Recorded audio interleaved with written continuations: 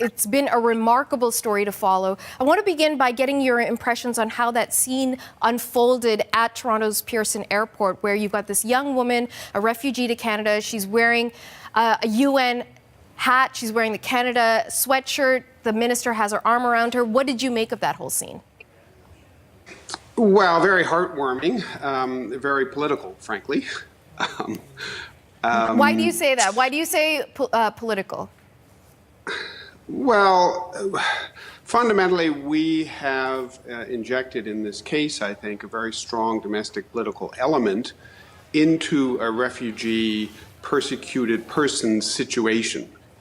And I'm not sure that's always the best thing to do when what we're trying to do is to manage very sensitive and very difficult circumstances of some 25 million people in the world. And so what's your concern? Why is it not necessarily the best approach?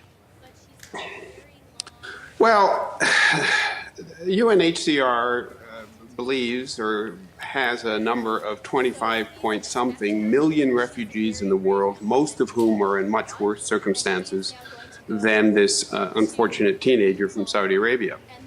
And yet, our Prime Minister has chosen to offer her immediate sanctuary.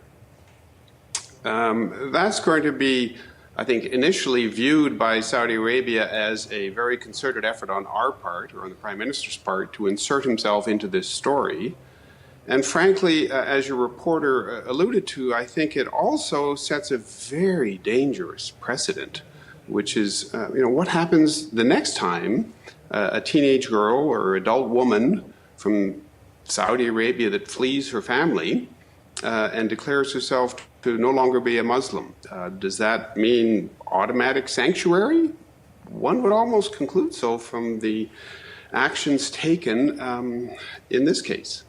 So I want to pull apart a couple of things that you mentioned there. Our understanding so far, and so much of this we've been dependent on other reporting coming out of Thailand, but our understanding was that the UNHCR had declared her as a refugee, that she was recommended to go to Australia, and there was concern that Australians were not moving quickly enough, and so Canada was asked to step in, and so Canada said, okay, we will. So is that the same thing as the Prime Minister inserting himself into the story?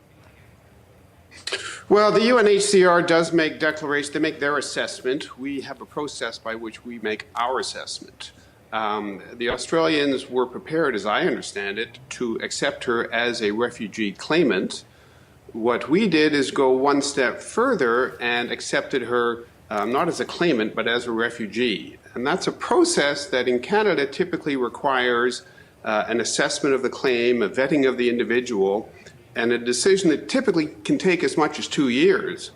All of that was sort of set aside, and rather than her going to Australia as a refugee claimant, which is where she was heading to go and where she has her friends and contacts, we kind of stepped into the middle and offered her immediate sanctuary, contrary to our processes and our procedures.